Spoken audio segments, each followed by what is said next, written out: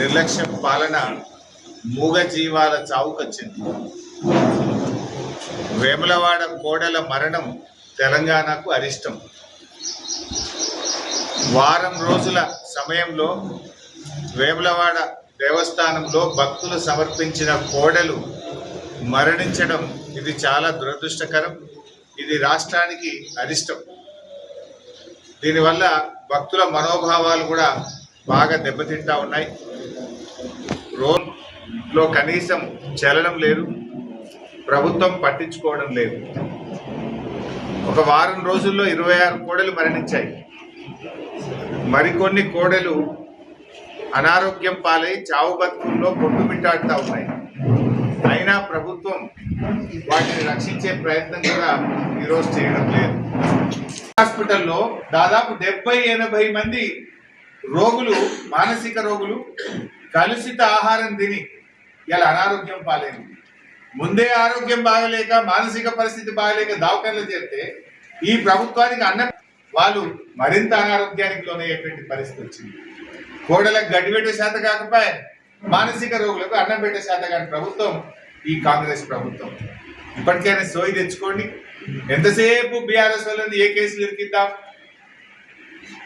కమిషన్లు వేద్దాం, అక్రమ కేసులు పెడదాం, సోషల్ మీడియా పోస్టుల పెట్టిన ఇరికిద్దాం, లేదా కేటీఆర్ గారి మీద కేసు పెడదాం, కేసీఆర్ గారి మీద కేసు పెడదాం, లేదా హరీష్ రావు నేను ఇరికిద్దాం. ఇదే తప్ప రేవంత్ రెడ్డికి ఇంకో పని ఉండదా?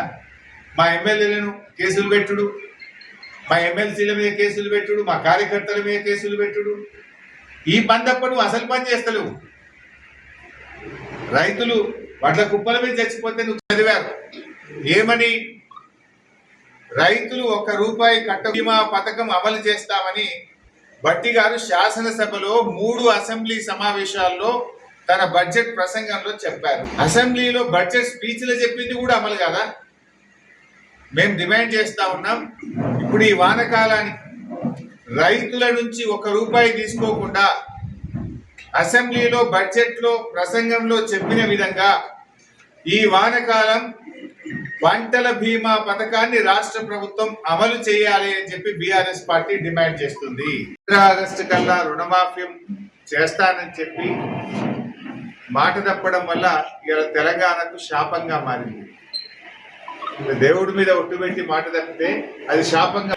ఇంకొక వైపు వేములవాడ దేవస్థానంలో కోడలు మరణించడం ఈ రాష్ట్రానికి అరిష్టంగా మారుతా ఉంది. ఏం చేస్తా ఉన్నారు? మీ కలెక్టర్ ఏం చేస్తా ఉన్నాడు? మీ యొక్క పశుసంవర్ధక శాఖ ఏం చేస్తా ఉంది? దేవాదాయ శాఖ ఏం చేస్తా ఉంది? అందరు నిద్రపోతున్నారా అని నేను అడుగుతా ఉన్నాను. వాళ్ళ వేములవాడ రాజన్న అంటే దక్షిణ కాశీగా పేరుగాంచినటువంటి పుణ్యక్షేత్రం వేములవాడ రాజరాజేశ్వర స్వామి దేవస్థానం. భక్తులు ఎంతో భక్తితో ఆ కోడలను స్వామివారికి సమర్పించిన కోడలను కాపాడలేని దుస్థితిలో ఈ రాష్ట్ర ప్రభుత్వం ఉంది. అన్నింట్లా నిర్లక్ష్యమే. చివరికి దేవాలయాల మీద కూడా మీరు నిర్లక్ష్యం వహిస్తూ ఉన్నారు. ఇంత గడ్డేసి కుడిది పెట్టే తెలివి లేదా? గా కోడల్ని కాపాడే సోయి లేదా మీకు? రోజు 5-10 చనిపోతుంటే కూడా ప్రభుత్వం స్పందించదా అని నేను అడుగుతా ఉన్నాను. ఈరోజు అమల్లో లేకుండా పోయింది. పంటల బీమా అని రైతుల్ని మోసం చేసింది. ఏ ఒక్క పథకం కూడా ఈరోజు అమలవుతలేదు. వడగళ్ళ వానబడ్డ డబ్బులకు ముఖ్యమంత్రి గారు నిధులు విడుదల చేసినా అని చెప్పిండు. ఇవాళ వరకు రైతుల అకౌంట్లో పడలేదు. చెప్పుడే ఉన్నది తప్ప చేసులు లేదు. మరి మీ ఇష్టమున్న కార్యక్రమాలకు మాత్రం బడా బడా కాంట్రాక్టర్లకు బిల్లులు వస్తున్నాయి, అందాల పోటీల కాంట్రాక్టర్లకు బిల్లులు వస్తున్నాయి. రైతులు అంటేనే వస్తలేదు.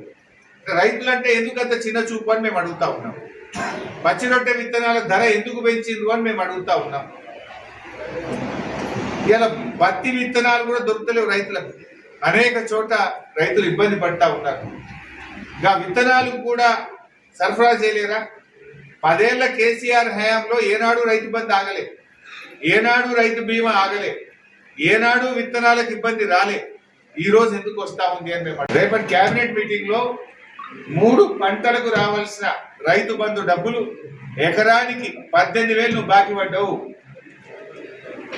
పోయిన వానకాలం, పోయిన యాసంగి, ఇప్పుడు రాబోతున్న వానకాలం 3 పంటలకు సంబంధించిన డబ్బు ఎకరానికి 18,000 రూపాయలు రేవంత్ రెడ్డి సర్కార్ బాకీ పడ్డది.